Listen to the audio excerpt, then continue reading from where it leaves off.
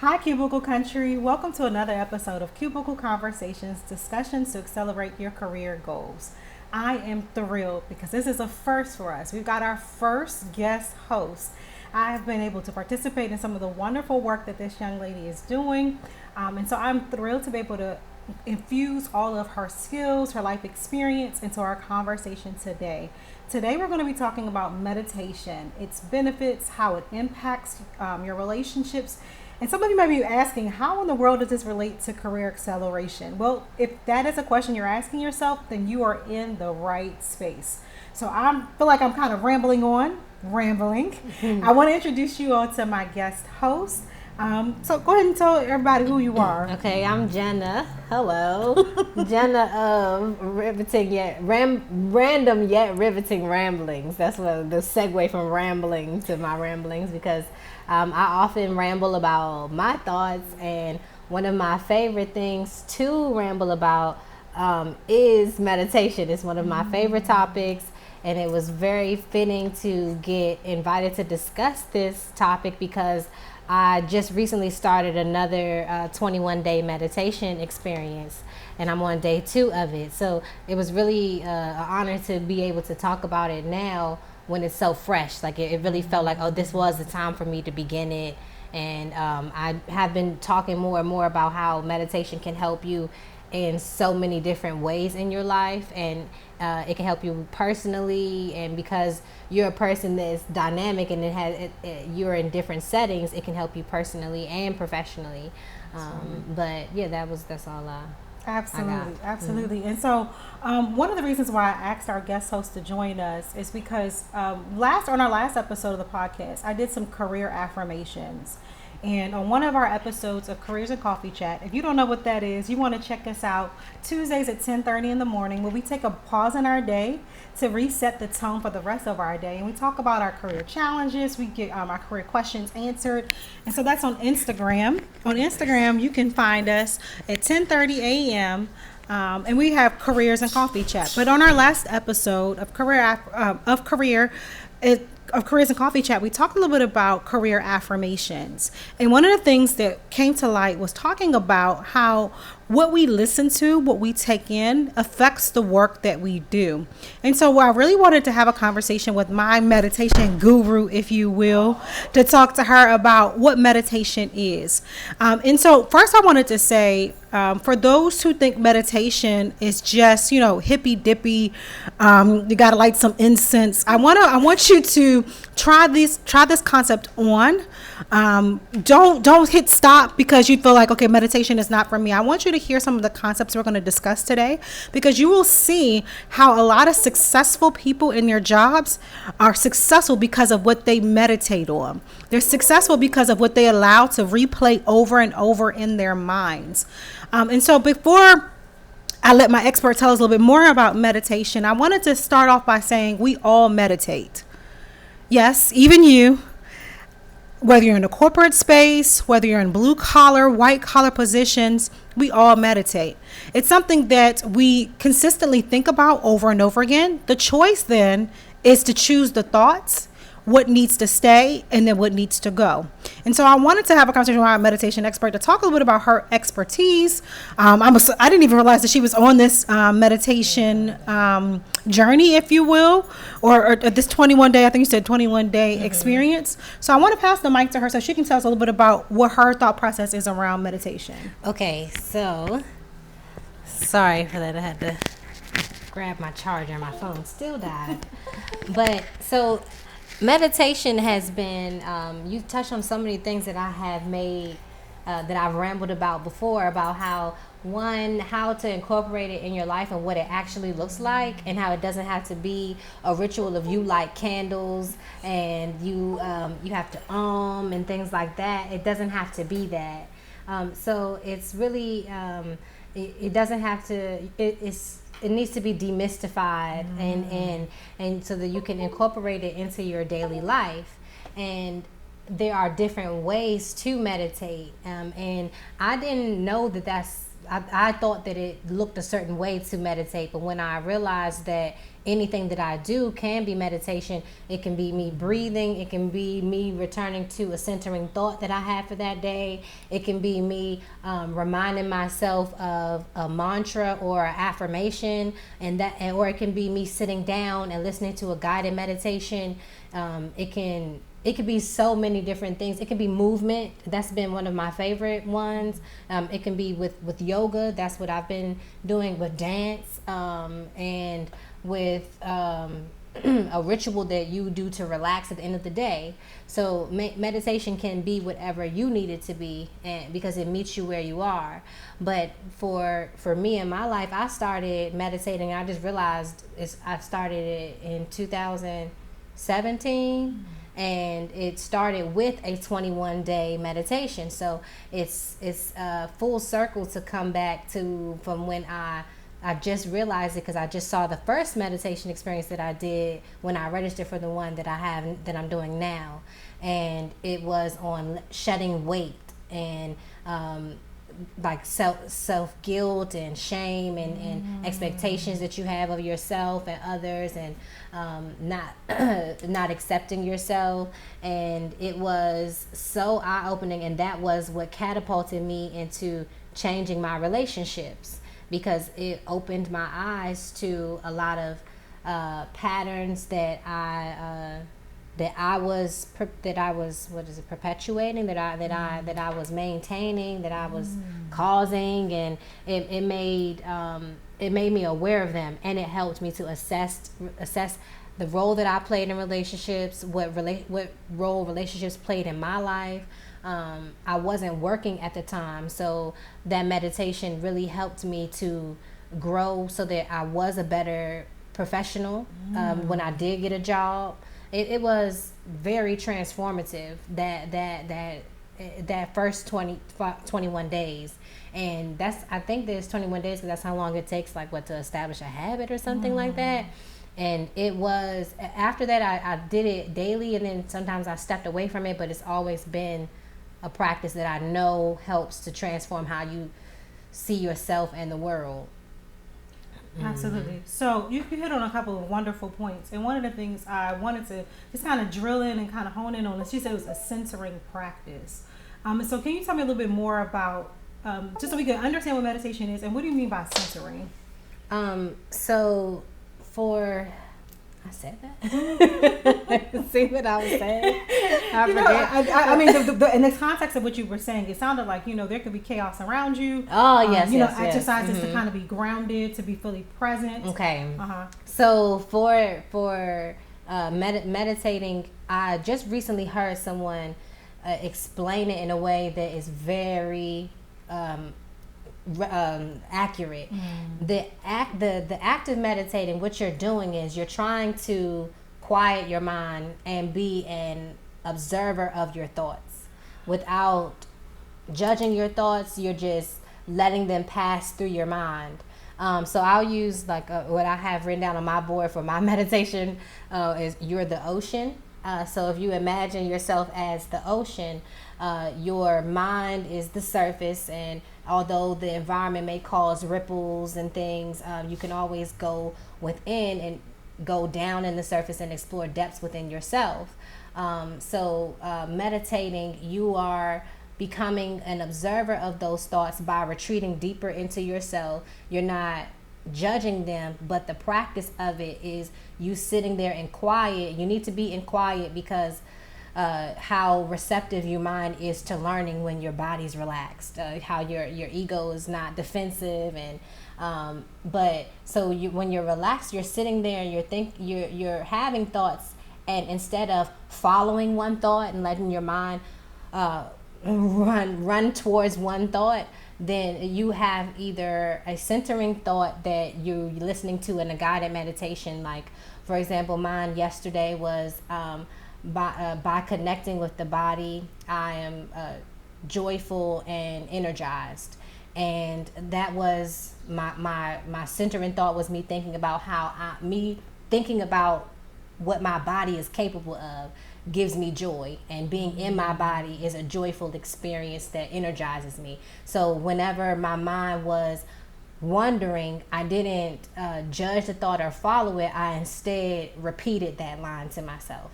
And it's the act of doing that over and over again, and you forgetting that you're meditating as you're meditating, because that thought that somebody said to you the other day, or this funny thing you heard on TV, is coming in your head. But then, oops, I forgot I'm meditating. Oh, okay, right. So let me get back to my centering thought. And all this is happening in your head. And maybe 15 minutes have passed and you feel like you haven't done anything. But the practice itself, every time you're doing it, you are practicing what you're practicing honing your focusing skills. So you're strengthening your mind by the act itself, and that is a centering. It's a centering technique, because when you're faced with thoughts, or when you're faced with experiences and trauma, when you're faced with things that distract you, you can choose which thoughts to focus on, because you've strengthened your mind with that exercise of sitting peacefully, returning to your peace within yourself, and choosing what you want to focus on. And those are the things that help you to center yourself whenever things are going in a way that maybe you didn't expect them to go in your life, or maybe if you are in a situation where things around you are chaotic, or people are getting on your nerves, you're very irritable. If you can return yourself to an inner state of peace and choose what you want to focus on in a way that enhances you and gets you back to your natural state, which is one of joy and peace, then that is why meditating is centering, and it applies in any setting. And that's all I got. It's not all you got. It's a whole lot. Okay. I know what you all can't see on the podcast is I'm over here. I've written down at least 3, 4, 5 different notes about what she's saying, and I really want to kind of connect that to the career space. She keeps saying it over and over again about we're choosing our thoughts, we're choosing what thoughts we want to put on replay, and unfortunately, a lot of the clients I work with have a lot of thoughts on replay that are not serving them, and so what they're choosing thoughts to focus on that are contrary to their career goals. So over and over again, I've had clients tell me, well, I'm not qualified for that position, or I haven't done this job long enough to apply for a managerial position, or well, there's other people in my office who are competing for the same promotion.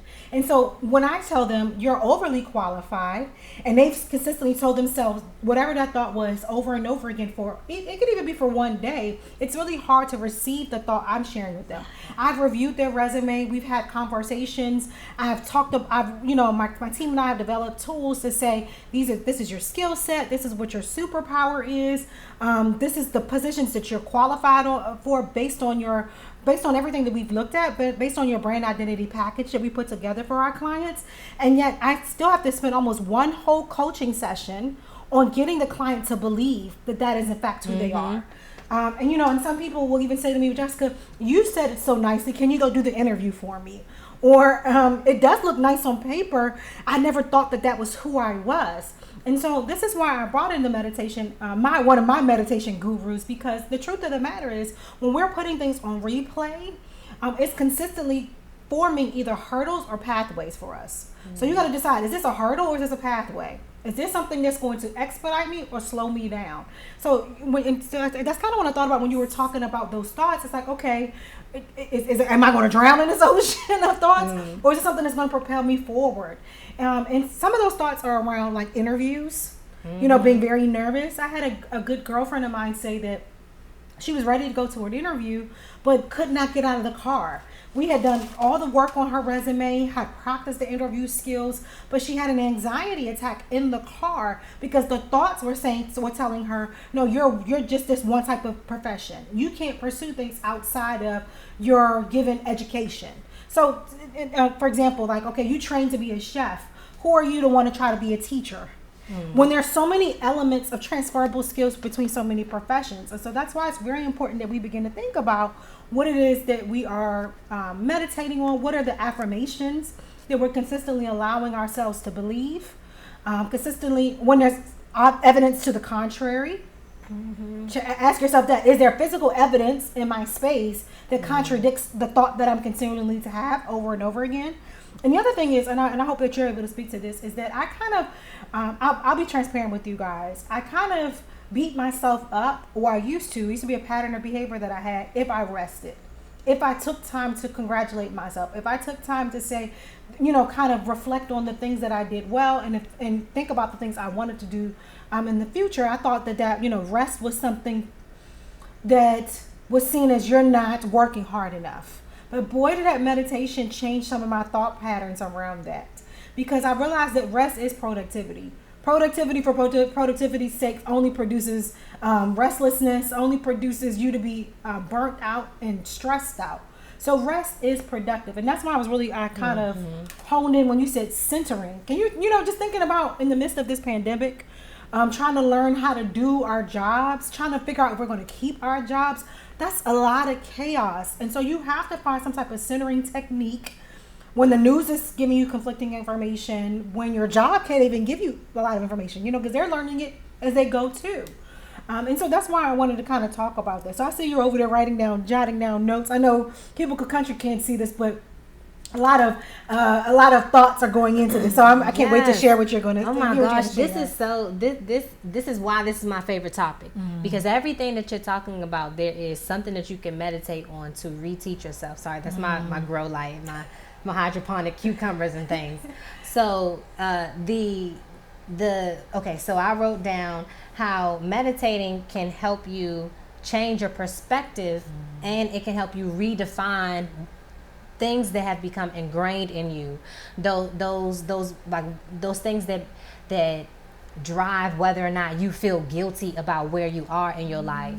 So you need to, because of the definitions you were taught about the word success, and the things the expectations that you have for your life, or where you are in your age, or for the things that you think that you are not capable of, your lack of self-efficacy. And self-efficacy is you believing that you can do something, and all of that ties into how are you going to represent yourself at that interview. Are you going to have sweat coming down your back because you're worried about how am I being received by this other person, how is this other person interpreting me, and instead of being your authentic self? And all of these things are things that I had to work on for myself, and all of them were addressed through meditating.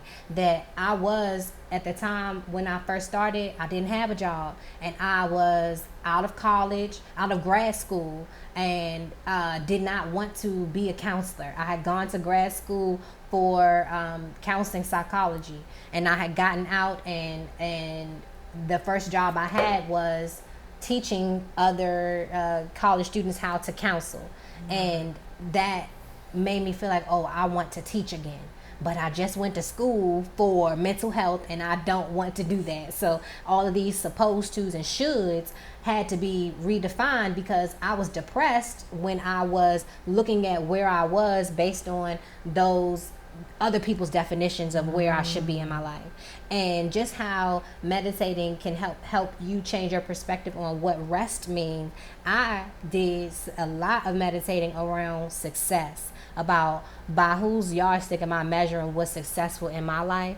And if it was only, I realized it was only career, or that it was only me centered on my love life. And then when I started doing meditations on abundance, and thinking about looking at my life from a perspective of abundance as opposed to looking at the things that I lack, that changed my perspective. And when I started doing gratitude meditations and forgiveness meditations, I started, anytime that I was irritated or anytime that I was depressed, I immediately started thinking about the things that I was most grateful for. And it is something where you have to do it every day. For me, I had to do it every day, because like you said, when you think about just how much goes into those automatic thoughts, those things that drive you to think that you are not successful because you are not making this amount of money, or you have not gotten this promotion, or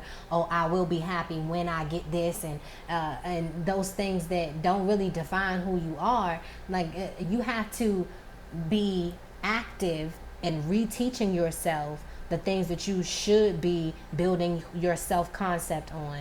And we have been taught a lot of things by our parents, our friends, society, TV, movies, ourselves, our ego, and we have to reteach ourselves what our natural state is supposed to be, because a lot of those things that we learn make us operate in states that are not natural, like not sleeping, like thinking that you are only productive if you are moving all the time, that you cannot, and I think that was mentioned during my meditation today, was about how we think that we're supposed to be plugged in so much that you feel guilty for not doing that, when what you should be doing is you should not have to act in a state of stress all the time.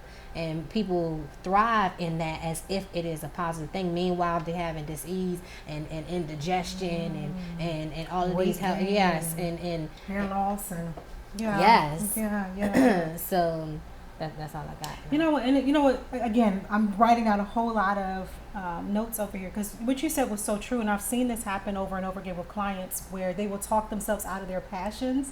So when you were talking about how you went to school, you got your master's degree in something, and then your experience found you in a different place, like you wanted to teach, and that wasn't what you got your degree in. So people will say even degrees can be mindset hurdles, where we think, well, I got my degree in X, Y, Z, that means I can't do A, B, and C. But I consistently tell my clients that you have transferable skills. Some of the basic skills, you could take the title of the company away, but they're transferable, because you can create transformations no matter where you go.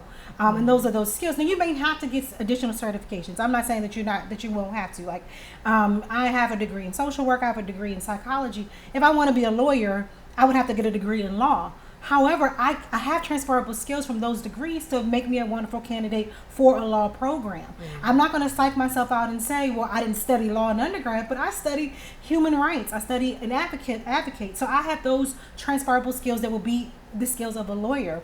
The other thing you said was abundance. And that really just it really struck me between the eyes when we talk about abundance. All of us have an abundance of skills. So we can focus on what we lack, or we can focus on the fact that we have an abundance of skills that is consistently being updated. That with all the information around us, we are consistently updating our skill set. And I really like that you said gratitude as well, because that's something I think that we can often forget and neglect, and think about who got us where we are. If you are a client of ours, or if you are familiar, have been a member of Cubicle Country for a while now, you know I consistently talk about having your support team with you. So when we get in those spaces of I can't do this job, or I can't train another replacement, I'm too old to try a new profession, you really want to tap into who are you grateful for? Okay, you can think about, I'm grateful that I've had as many years as I've had at this job. I'm grateful that I'm able to impart knowledge on others and sticking to that. Or I'm grateful that my mentor gave me this a bit of advice. And then the other thing is, I really like that you were saying defining success. So we have to determine what success is. And sometimes it may change. You know, what I thought was successful when I was 20 looks a little different now that I'm in my 30s. You know, so when I was in my 20s, I thought, you know, making a certain dollar amount was success for me. But now I realize it's not just the dollar amount, it's the way I live my life. It's the peace of mind that I have. I thought if I made six figures, I was going to feel, like my life was going to be so much easier. But the truth of the matter is it just bumps you up a tax bracket. So you really have to ask yourself. Just take more out your check. It takes more out of my check. And the more money I make, the more responsibilities I have around that money that I make. So I have to define what success is. Currently, success is peace of mind. Like you were saying, like finding those moments for peace. I'm in a passion that I love, and I can get lost in it. That's success for me. Now, I don't even have to think about how many hours I'm working, or what deadline am I not meeting, because I'm so thrilled to do the work that I do. But I wanted to also leave some more space for you to be able to talk a little bit more about meditation. And I was just curious, what for those who have never done meditation before, like where do you think they should begin? Like what are some tips that you may have to just kind of start meditation? I would say to get a video. Okay. Find or listen to a recording. That's how I started, because I didn't I didn't see the point in just sitting still. I didn't think that there was benefit to just sitting in silence, and I knew that I would feel like, okay, so what am I supposed to do? So without guidance, I didn't think that I could meditate. So I would suggest, if you're not sure where to begin, start with a guided meditation. And there's tons on YouTube. And I would say that to begin your search on whatever comes to your heart or your mind when you're thinking of meditation in your life. So if you think of meditation and you think of peace, then write peaceful meditations or meditations on peace. Or if you think that meditation will help you with forgiving, then write forgiveness and meditation and let that guide you, so you can find meditations that are centered on you. I started also with an app called Omvana, OMVANA, yeah, and it had quick meditations, so I could do a 5-minute meditation. There was one called Growing Your Light, and it was a visualization. That was we could talk about visualization. That's like my favorite thing to do. But that's probably going to be, we have to do a whole other episode just on visualization. Yeah, that's such a but that was a you can start with what time of day do you want to meditate. So if you want to meditate in the morning, you can look at morning meditations. You can start your day off with intentions, and or if you're looking for a nighttime regimen, then you can look for sleep meditations. And sleep meditations are very helpful even in starting your day the following day, because your mind is very receptive when you're relaxed and you're asleep. So you can be fed information in your sleep. So it's just think about what way you want to use meditation in your life, and then you can start there. If sitting still doesn't seem like it's for you, like I said, try movement. If yoga is more your speed, then try that. There's also walking meditations. I went to a meditation center, and we literally walked. You fold your hands over your stomach, and you walk slowly, and that's it. And it just thinking about for me was the sound and the sensation, the sounds that my body was making, the sounds that are around me, and the sensation of walking itself, and that was meditative. So that's all I got. Okay. But I mean, I just want to kind of come back, and so just to kind of summarize what we've been talking about. Again, meditation is not, it doesn't have to be burning incense and lighting candles, which if you enjoy doing that during meditation, please do. Yeah. And it's not for any group of people. It's not just for, that race of people or that gender of people. You can go into these high-priced conferences where they bring in these lifestyle gurus, if you will, for CEOs and things like that. But what they're teaching them is meditation. They're teaching them, this is the numbers you need to focus on. That's why they keep saying the benchmarks over and over again to their frontline staff. They're teaching them the concept to motivate you. That's a meditation. They're learning, like, what do they need to say over and over again to motivate you to do your work, or to motivate you to stay with their company, to motivate you to be innovative on their team. So again, this is from the CEO to the frontline worker to the person who's unemployed. We do have to really be mindful of what it is that we're taking in, what it is that we're keeping in our minds. And so we definitely have to do a whole nother visualization conversation, because I think we started to talk about it. This was like a while ago. I was telling you that I'm really understanding what visualization is. Mm-hmm. So I think that we really need to be able to do it. Well, we're going to have to do another episode for visualization. Because it really will help you to begin to see yourself in that new role, in that new space of taking on your dream career. But I wanted to make sure if you have any parting thoughts before we wrap up. I want to give you that space. So I thought of it, and if we can do another part to talk about other stuff like visualization, because that was on here too. You can give us a trailer then. What were you going to say on there? A preview, if you will. So for visualization, I say that's very important, because it helps you to get a very clear picture of what you're working towards, and depending on your perspective, the way that we were created was in the mind of our creator, and with a visualization, and then speaking it. So you're creating, because you were created, you can create too, not on the scale of your creator, but within this universe. If you have something, a strong visualization, and you verbalize it, or even if you don't verbalize it with your mouth, you have it in your mind and you're saying it, the clearer your picture is in your mind of you crafting your future, you crafting yourself, or you crafting something that will come into fruition, it will manifest into this universe. And whether you are visualizing your best self, you will manifest that in your day. Once you define what the best parts of you are, you'll manifest those parts. So visualizing brings things to life, and it strengthens your mind. The whole thing is for you to strengthen the connection between your mind, body, and spirit, and for you to expand what you know of what your potential is to create for your life by unifying all of those and practicing it with every day with meditating.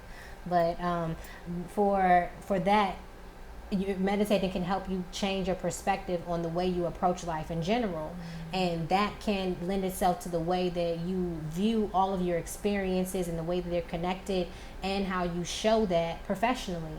To tie to what you were saying, for people who feel like they didn't have experience in this part, or they had too many experiences in too many fields, or they didn't spend that much time at that job, they don't think that they can show that their experience is relevant to this. If you change your perspective on how you view life in general, you'll see that everything that you have ever experienced has shaped you into who you are. So everything you've ever done is relevant to everything you ever will do.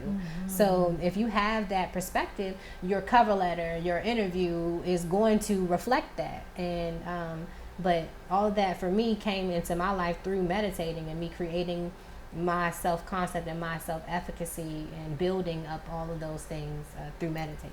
Yeah. Absolutely. And you know what, you wrapped it up so beautifully. That's why I think we need to do another complete episode on visualization, because one of the things that we do, one of the very first things we do in our coaching program is that I walk the client through, what do you want from your career? Because a lot of times people come to us because they are stuck in careers they hate. They feel like they keep choosing the same type of job, keep going back to the same type of toxic environment. And so before I revamp a resume, because that's what most people think career coaches do, just do my resume again. Just tell me what to say on the interview. I have to start at the very base and the foundation. What do you want from your career? What is the vision you have for your career? We literally help our clients craft the mission and vision statement for their career. So regardless of whatever job they have, it's always going to fall in line with that mission and that vision for their career and their skill set. As a matter of fact, I was just working on a new tool today that we're incorporating in our coaching program, and that's the career profile, which is your signature skill set. And it's a template or a tool, if you will, so that no matter what interview, no matter what job you have, you can DIY your resume revamp. You can make sure you're prepared for every interview, because you know exactly who you are in every career space that you could ever decide to pursue. If that's something that interests you, if you know that this is something you want to continue to work on, the conversation doesn't stop here. Even though this is like a robust conversation, yeah. The conversation doesn't stop here. You can head over to jessicacanty.com or join us with Cubicle Conversations, or Cubicle Country, I should say, on our LinkedIn group and our Facebook group, because there's exclusive offers there. As a matter of fact, we're working on a beta program just for people who are in those groups. So if you want the information, if you want our exclusive information that our paid coaching clients have to make an investment into, all you have to do is make an investment in time. What are you telling yourself? It's going to cost too much money? No. That's a meditation. So the meditation for today is, I have what it takes to invest in my career. How about that? I have what it takes to invest in my career. All right, Cubicle Country, I appreciate you having a conversation with me. I hope that you appreciate me bringing on board this lovely lady, our meditation expert. And look out for the next episode, because we're going to do one on visualization. All righty.